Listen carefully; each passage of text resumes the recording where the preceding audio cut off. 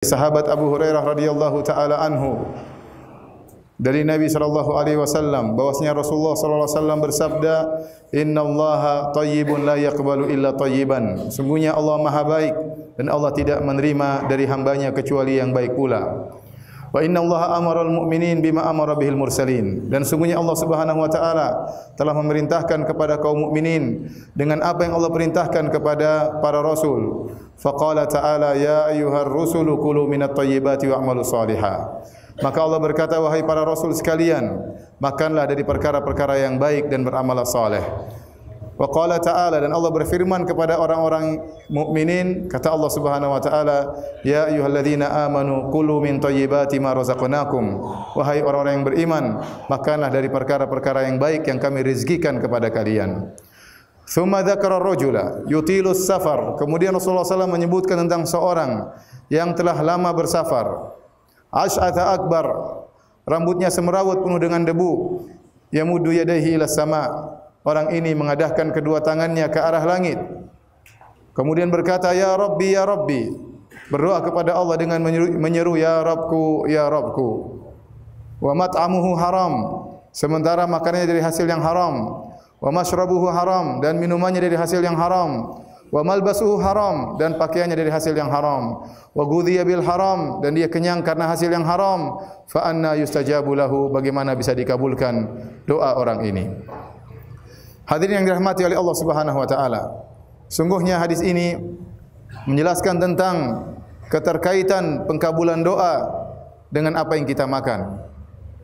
Oleh karena dalam hadis ini Rasulullah SAW menyebutkan tentang seorang yang dia berdoa dan dia telah melakukan banyak adab doa agar diterima oleh Allah Subhanahu wa taala. Yang seandainya dia tidak memakan makan yang haram, tidak minum dari hasil yang haram, tidak berpakaian dari hasil yang haram, sudah dipastikan doanya akan dikabulkan oleh Allah Subhanahu wa taala. Rasulullah SAW menyebutkan tentang orang ini, terpenuhi padanya sekitar 6 sebab dikabulkannya doa. Yang pertama, orang ini adalah musafir. Kata Rasulullah SAW, rajul yutilus safar, sudah lama bersafar. Dan seorang yang bersafar, doanya dikabulkan oleh Allah Subhanahu wa taala. Nabi SAW bersabda, "Thalathu da'awatin yustajabna la syakka fihinna." 3 doa yang dikabulkan dengan pasti tidak diragukan dalam hal ini. Da'watul mazlum, doanya orang yang dizalimi. Da'watul musafir, doanya orang yang bersafar. Da'watul walid ala waladihi, dan doanya orang tua terhadap anaknya. Doanya orang yang bersafar pasti dikabulkan oleh Allah Subhanahu wa taala. Kenapa orang yang bersafar turun rahmat Allah kepadanya? Diperhatikan oleh Allah Subhanahu wa taala. Kenapa? Dia sedang melakukan perjalanan. Dia sedang menghadapi banyak kesulitan. Kata Nabi sallallahu alaihi wasallam, "As-safaru qit'atun minal adzab." Sungguhnya safar adalah potongan atau bagian dari siksaan, dari kesulitan. Oleh karenanya, orang yang menghadapi kesulitan seperti ini diberi kemudahan oleh Allah Subhanahu wa taala. Dia dibolehkan untuk salat dengan mengqasar, bahkan boleh juga dengan menjamak. Demikian juga dia boleh untuk berbuka tidak berpuasa. Kenapa? Dia sedang bersafar. Dia boleh untuk tidak salat Jumat bersama jamaah. Kenapa? Dia sedang bersafar. Bahkan di antara rahmat Allah Subhanahu wa taala kepadanya, Allah mengabulkan doanya tatkala dia berdoa. Terlebih lagi orang ini yutilus safar, sudah lama bersafar. Semakin dia lama bersafar, maka semakin dia mengalami banyak kesulitan. Dia jauh dari keluarganya, jauh dari kampung halamannya, jauh dari istrinya, jauh dari anaknya. Maka Allah memberikan rahmat dengan memudahkan dikabulkan doanya. Ini sebab yang pertama yang seharusnya membuat orang ini dikabulkan doanya oleh Allah Subhanahu wa taala, dia seorang musafir. Sebab yang kedua, orang ini kondisinya jauh dari kesombongan. Dan orang yang tatkala berdoa kepada Allah jauh dari kesombongan, maka akan mudah dikabulkan doanya oleh Allah Subhanahu wa taala. Rasulullah sallallahu alaihi wasallam bersabda, "Wa hal tunsaruna illa bi dhu'afaikum." Dan bukankah kalian ditolong oleh Allah karena orang-orang lemah di antara kalian? Bi ikhlasihim wa du'aim, karena keikhlasan mereka dan karena doa mereka. Orang ini kata Nabi sallallahu alaihi wasallam, ash'atha akbar. Rambutnya semerawut, penuh dengan debu. Dia tidak sempat untuk merapikan dirinya. Dia tidak sempat untuk berpenampilan yang baik. Tidak seperti orang-orang yang angkuh, yang memakai baju sebagus-bagusnya, kemudian dalam rangka untuk sombong. Bagaimana dia mau angkuh, bagaimana dia mau sombong sementara penampilannya tidak bisa dia perhatikan. Rambutnya semrawut dengan penuh debu. Dan kondisi seperti ini, kondisi orang jauh dari kesombongan, ini sangat disukai oleh Allah Subhanahu wa taala. Oleh karenanya Rasulullah SAW pernah bersabda, "Rubba asy'atha akbar, madfu'un bil abwab, law aqsama 'ala Allah la abarrahu." Sungguh banyak orang yang rambutnya semrawut dengan penuh debu. Kalau dia mengetuk pintu untuk minta dijamu, untuk bertamu, akan diusir. Kenapa orang tidak menganggap orang ini? Akan tapi kata Nabi, "Lau aqsama 'ala Allah la abarrahu." Kalau dia berdoa kepada Allah akan dikabulkan. Kemudian juga Nabi SAW sebutkan bagaimana Allah bangga dengan para jamaah haji yang datang dari jauh kemudian berkumpul di padang Arafah. Kata Allah Subhanahu wa taala kepada para malaikat, "Unzuru ila ibadi ja'uni syu'than gubran." Lihatlah kepada hamba-hambaku wahai para malaikatku. Mereka datang dari jauh menuju kepadaku dalam kondisi rambut mereka semrawut penuh dengan debu. Ushidukum bi anni qad ghafartu lahum. Saksikanlah aku telah mengampuni dosa-dosa mereka. Oleh karenanya orang ini melakukan sebab yang sangat mulia, jauh dari kesombongan, dan doanya sangat mudah dikabulkan. Sebab yang ketiga, orang ini mengadahkan kedua tangannya ke langit. Dan di antara adab doa adalah mengadahkan kedua tangan ke arah Allah Subhanahu wa taala. Dalam hadis Rasulullah SAW bersabda, "Inna Allah hayyun sittir, yastahyi min 'abdihi idza rafa'a yadayhi ilaihi an yaruddahuma sifran." Sungguhnya Allah Subhanahu wa taala malu jika ada hambanya mengangkat kedua tangannya ke arah Allah kemudian Allah membalikkan kedua tangannya dalam kondisi kosong. Allah akan kabulkan orang yang mengadakan kedua tangannya ke arah Allah Subhanahu wa taala. Dan ini merupakan bentuk seorang menghinakan dirinya di hadapan Allah Subhanahu wa taala. Dia bergaya seperti berlagak seperti orang yang sedang mengemis. Dan dia sedang mengemis kepada Rabbul Alamin. Minta kepada Allah Subhanahu wa taala. Oleh karenanya Nabi sallallahu alaihi wasallam dalam doa-doa beliau mengangkat kedua tangan. Tatkala Nabi sallallahu alaihi wasallam di padang Arafah, beliau berwukuf di atas unta beliau di bawah terik matahari. Kemudian beliau mengangkat kedua tangannya minta kepada Allah Subhanahu wa taala. Terus meminta kepada Allah Subhanahu wa taala. Dalam waktu yang panjang tangan beliau tetap terangkat meminta kepada Allah Subhanahu wa taala. Dari ibadah zuhur sampai menjelang maghrib, beliau terus berdoa kepada Allah Subhanahu wa taala. Dan Rasulullah SAW terkadang mengangkat kedua tangannya sampai terlihat putih ketiak beliau sallallahu alaihi wasallam. Di antara sebab yang dilakukan oleh orang ini sehingga memudahkan dikabulkan doanya, orang ini bertawassul dengan rububiyah Allah Subhanahu wa taala. Dia mengatakan dalam doanya, "Ya Rabbi, ya Rabbi, ya Rabbku, ya Rabbku." Dan terkabulkannya doa berkaitan dengan sifat rububiyah Allah Subhanahu wa taala. Sebagaimana di antara rububiyah Allah Subhanahu wa taala, Allah yang menghidupkan, Allah yang mematikan, Allah yang memberikan umur yang panjang, Allah yang memberikan rezeki, Allah yang menghilangkan penyakit. Ini semua berkaitan dengan rububiyah Allah Subhanahu wa taala. Maka dia bertawassul dengan sifat rububiyah, dia berkata, "Ya Rabbku, ya Rabbku." Dan terlalu banyak doa-doa dalam Al-Qur'an, doa-doa yang dipanjatkan oleh para anbiya, para nabi. Mereka bertawassul dengan membuka doa mereka dengan Rabbana atau Rabbi. Dan orang ini telah bertawassul dengan sifat rububiyah Allah Subhanahu wa taala. Di antara sebab doanya dikabulkan, orang ini mengulang-ulangi doanya.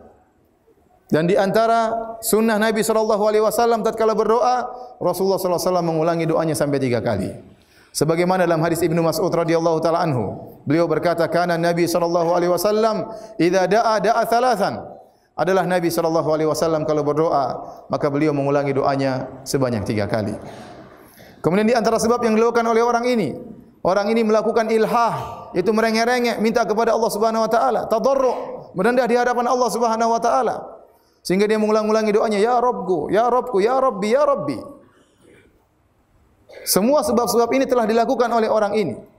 Dan ini sebab-sebab yang mengharuskan doanya dikabulkan oleh Allah Subhanahu wa taala. Apalagi sebagian ulama seperti Ibnu Daqiq al-Aid mengatakan orang ini sedang bersafar dalam rangka bertakwa kepada Allah Subhanahu wa taala. Entah safar karena umrah, entah safar karena berhaji, entah safar karena menyambung silaturahim, ya. Safarnya karena ketakwaan dan dia telah melakukan sebab-sebab dikabulkannya doa, akan tapi doanya tidak dikabulkan. Sebabnya apa? Kata Nabi sallallahu alaihi wasallam, "Wa mat'amuhu haram." Dia makan dari hasil yang haram. Wa mashrabuhu haram, dia minum dari hasil yang haram. Wa malbasuhu haram, pakaiannya dari hasil yang haram. Wa ghudhiya bil haram, dan dia kenyang karena hasil yang haram, fa anna yustajabu lahu, bagaimana bisa dikabulkan doa dari orang yang seperti ini. Aqulu hadzal qaul wa astaghfirullah li wa lakum wa lisairil mu'minin innahu huwal ghafurur rahim.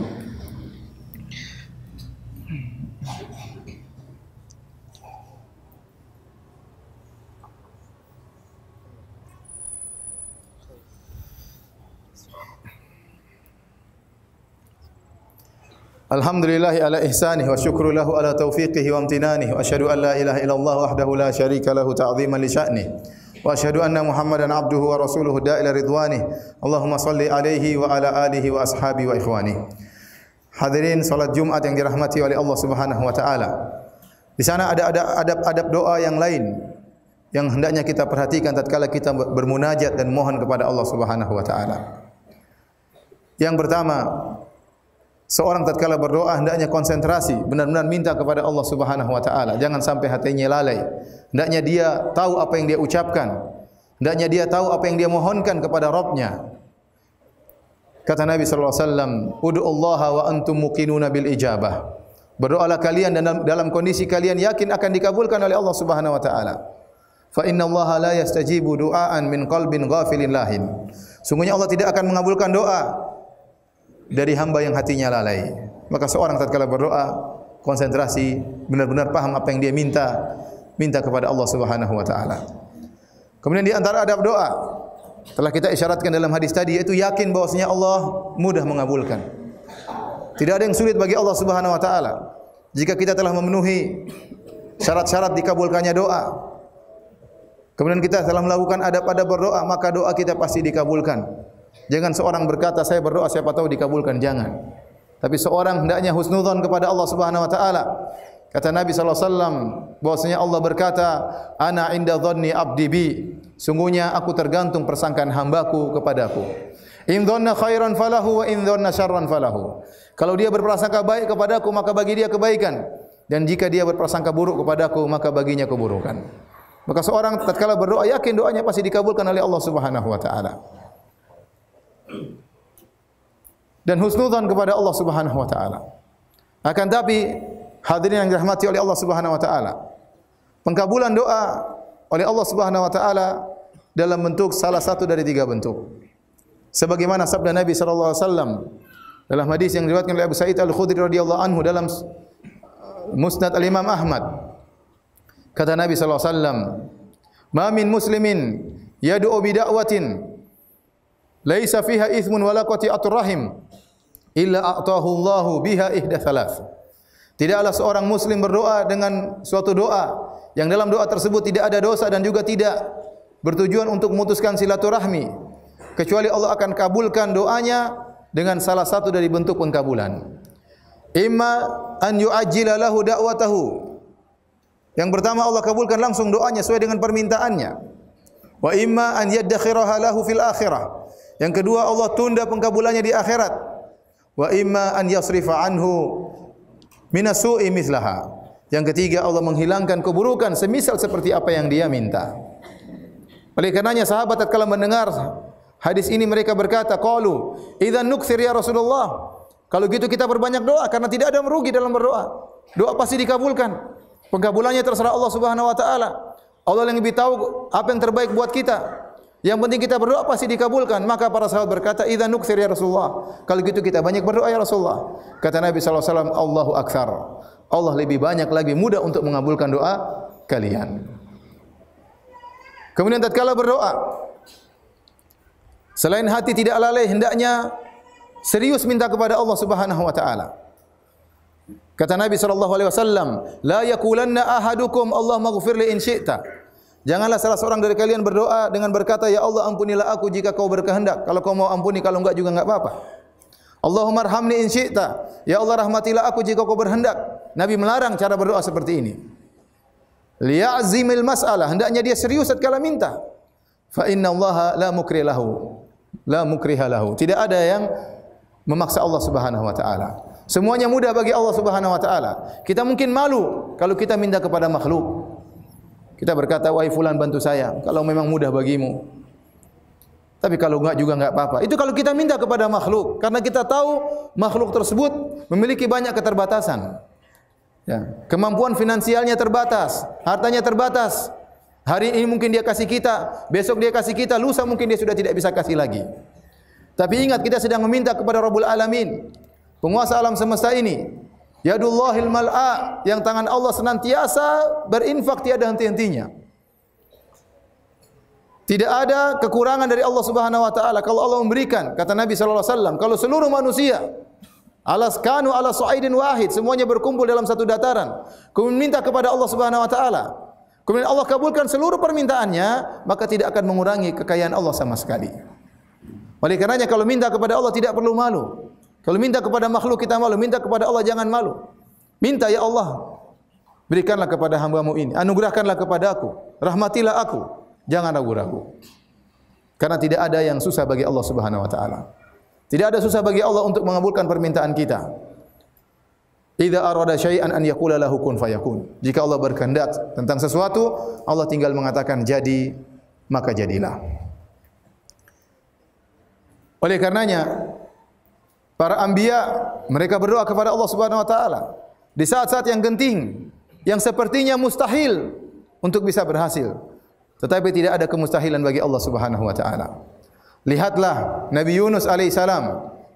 Kata Allah, "Wa dhannuni idh dhahaba mughadiban fa dhanna an lan naqdir alaihi fanada fi dhulumat alla ilaha illa anta subhanaka inni kuntu minadh dhalimin."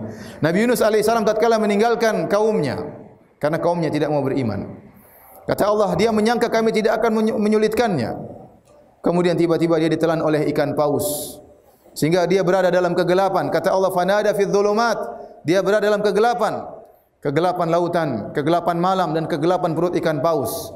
Siapa yang bisa mendengar permohonan Yunus dalam kondisi seperti ini? Dalam tiga kegelapan. Siapa yang bisa melihat dia? Siapa yang bisa mendengar intihannya? Kecuali Allah Subhanahu wa taala. Siapa yang bisa menolongnya? Kecuali Allah Subhanahu wa taala. Maka dia mengatakan la ilaha illa anta subhanaka inni kuntu minadh dhalimin. Dia mengakui, ya Allah, tidak ada yang berhak disembah kecuali Engkau, ya Allah. Sungguhnya aku termasuk orang-orang yang berbuat kezaliman. Maka Allah pun menolong Nabi Yunus alaihissalam. Nabi Muhammad sallallahu alaihi wasallam dalam perang Badar, tatkala musuh berjumlah 1000 orang sementara pasukan kaum muslimin cuma 315. Maka Nabi sallallahu alaihi wasallam berdoa dengan doa bermunajat, mengangkat kedua tangannya sampai ridaknya, selendangnya mau jatuh. Sampai Abu Bakar juga menemani Nabi berdoa. Dan Abu Bakar sudah selesai berdoa, Nabi belum selesai berdoa. Kata Abu Bakar kepada Rasulullah sallallahu alaihi wasallam, kasihan melihat Nabi yang terus berdoa. Ya Rasulullah, ba'dha munajatika ya Rasulullah. Ya Allah, ya Rasulullah, cukuplah sebagian doamu. Allah akan kabulkan. Kata Rasulullah sallallahu alaihi wasallam, Allahumma anjiz wa'dak. Ya Allah, kabulkanlah janjimu ya Allah. Allahumma in tahlik hadhil isaba falan tu'bad. Ya Allah, kalau kami binasa engkau tidak akan disembah. Maka Allah kabulkan doa Nabi sallallahu alaihi wasallam dalam firman-Nya, "Idz tastaghitsuna rabbakum fastajaba lakum anni mumuddukum bi alfin minal malaikati murdifin." Tatkala kalian beristighatsah minta kepada Allah Subhanahu wa taala, maka Allah mengabulkan permohonan kalian. Kata Allah, aku utus bagi kalian 1000 malaikat yang datang turun menurun. Hadirin hadirat yang dirahmati oleh Allah Subhanahu wa taala. Nabi Ayyub alaihissalam tatkala terkena penyakit, maka dia berdoa kepada Allah. Wa Ayyuba idz nada rabbahu anni masani ad-dhurr wa anta arhamur rahimin. Tatkala Nabi Ayyub berkata kepada Rabbnya, ya Allah, aku mengalami penderitaan dan Kau adalah Zat yang Maha Pengasih lagi Maha Penyayang. Maka Allah kabulkan, Allah hilangkan penyakitnya. Oleh karena jangan pernah kita meremehkan doa. Sebagaimana perkataan Imam Syafi'i rahimahullahu taala, atahza bid-du'a'i wa tasdarihi wa ma tadri ma sana'ad du'a'u. Apakah kau meremehkan doa? Kau menganggap remeh doa dan kau tidak tahu apa yang bisa dilakukan oleh doa. Doa itu adalah senjata utama seorang muslim, bukan senjata terakhir para hadirin. Seorang menjadikan doa adalah senjata utamanya dan Allah selalu membuka pintu langitnya. Setiap hamba meminta, maka pasti Allah mendengar. Allah Maha mendengar. Maka jangan pernah ragu untuk minta dan berdoa kepada Allah Subhanahu wa taala. Nabi sallallahu alaihi wasallam kana idza hazabahu amrun fazi'a ila salat. Kalau ada perkara yang menggelisahkan Nabi, yang menyusahkan Nabi, Nabi langsung salat. Langsung bermunajat, langsung berkeluh kesah kepada Allah Subhanahu wa taala, langsung minta kepada Allah Subhanahu wa taala. Senjata yang paling utama milik seorang mukmin. Kemudian yang terakhir para hadirin yang dirahmati Allah Subhanahu wa taala, jangan lupa memilih waktu-waktu yang tepat untuk mohon kepada Allah Subhanahu wa taala. Di antara waktu yang sangat mustajab, waktu yang sangat mustajab adalah seorang berdoa tatkala di sepertiga malam yang terakhir. Kata Nabi sallallahu alaihi wasallam dalam hadis yang mutawatir, "Yanzilu Rabbuna tabaraka wa ta'ala hina yabqa thuluthul akhir minal lail." Sungguhnya Rabb kita turun di langit dunia tatkala tinggal sepertiga malam yang terakhir. Kemudian Allah berkata, "Hal min sa'ilin fa'utiya su'lah, hal min da'in fa'astajiba lahu, hal min mustaghfirin fa'aghfir lah." Apakah ada di antara hambaku yang berdoa akan aku kabulkan doanya? Apakah ada di antara hambaku yang mohon akan aku kabulkan permohonannya? Apakah ada di antara hambaku yang mohon ampun maka aku akan ampuni dosa-dosanya? Bayangkan bagaimana luasnya rahmat Allah Subhanahu wa taala. Kita tidak heran kalau ada orang miskin berjalan jauh untuk mencari orang kaya minta bantuan. Tapi kita heran tatkala ada orang kaya yang buka pintunya dan persilahkan orang miskin untuk meminta darinya. Dan kita lebih heran lagi terhadap Rabb kita yang maha kaya, yang turun ke langit dunia mencari-cari hambanya. Si kaya mencari si miskin. Dengan begitu kebaikannya, bagaimana kita tidak tertarik untuk mohon kepada Allah Subhanahu wa taala? Allah mencari-cari hambanya. Saatnya kita cari muka kepada Allah Subhanahu wa taala. Tatkala manusia semuanya sedang lelap tertidur, kata Nabi sallallahu alaihi wasallam, "Shallu bil laili wan nasu niyam, tadkhulul jannata bisalam." Salatlah kalian tatkala orang-orang sedang tidur, niscaya kalian akan masuk surga dengan penuh keselamatan. Allah sedang mencari hamba-hambanya, maka mohonlah kepada Allah di saat-saat tersebut. Pasti dan yakinlah Allah Subhanahu wa taala akan mengabulkan doa hambanya yang mohon di waktu tersebut. Inna Allaha malaikatahu yusalluna ala nabi ya ayyuhalladzina amanu sallu alaihi wa sallimu taslima. Allahumma salli ala Muhammad wa ala ali Muhammad kama sallaita ala Ibrahim wa ala ali Ibrahim innaka Hamidum Majid. Wa barik ala Muhammad wa ala ali Muhammad kama barakta ala Ibrahim wa ala ali Ibrahim innaka Hamidum Majid. Allahumma ighfir lil muslimina wal muslimat wal mu'minina wal mu'minat al ahya'i minhum wal amwat innaka sami'un qaribun mujibud da'wat wa ya qadhiyal hajat. Allahumma ati nufusana taqwaha wa zakkiha anta khairu man zakkaha anta waliyuha wa maulaha. Allahumma inna nas'aluka al-huda wat-tuqa wal-afafa wal-ghina. Rabbana zalamna anfusana wa illam taghfir lana wa tarhamna lanakunanna minal khasirin. Allahumma aslih ulata umurina. Allahumma aslih ulata umurina. Allahumma aslih ulata umurina. Rabbana atina fid dunya hasanah wa fil akhirati hasanah wa qina adzaban nar wa aqimus salat.